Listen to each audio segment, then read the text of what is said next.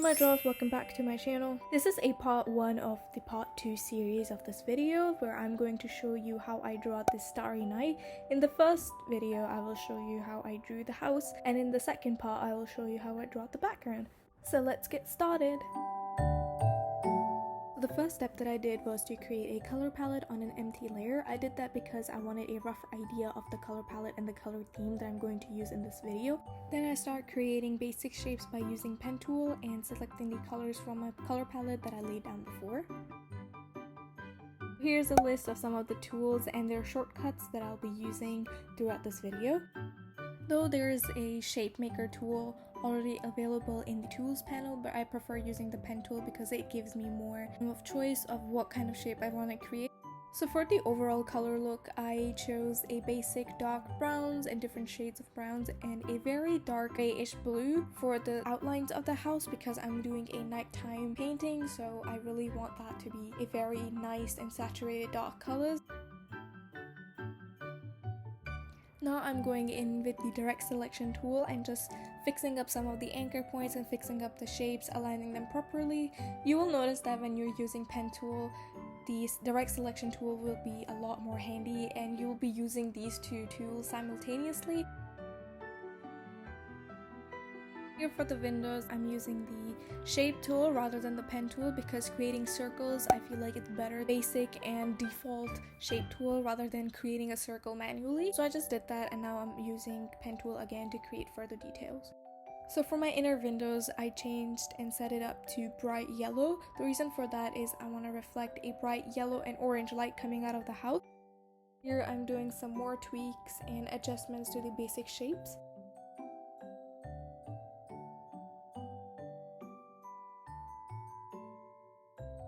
Now here comes the fun part, adding details. So I'm creating layer masks to add further light details.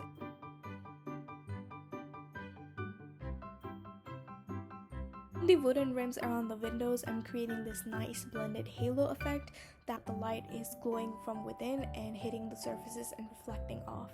So for the color, I'm using the yellow that I used within the windows and just creating a nice blended shade.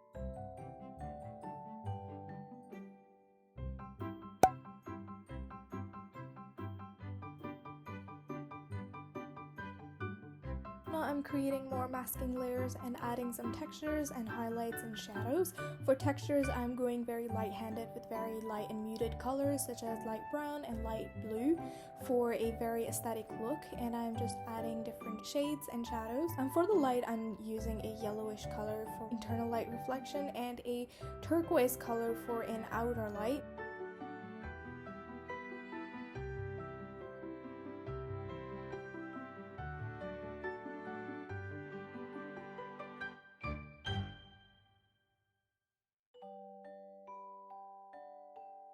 So now I'm working on the door and the outer panels of the house. I'm using light blue to give it texture and light. If you need to know what colors I'm using in this color palette, I'll link down the hex code of the colors down in the description box below.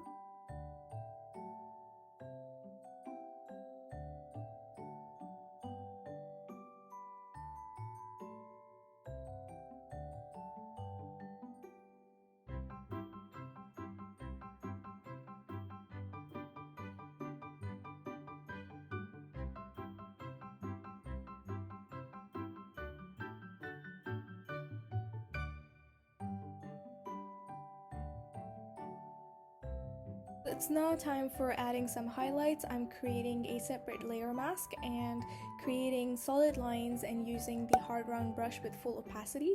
I'm using the color turquoise that I used for the overall light hue. That way it's more cohesive and it reflects the light better. Although I could have left the windows like this, but I find that the windows were looking a little bit flat, so I went in and gave it some depth and definition by using the orange and the white color, and now I'm adding some light bulbs to give the light a source.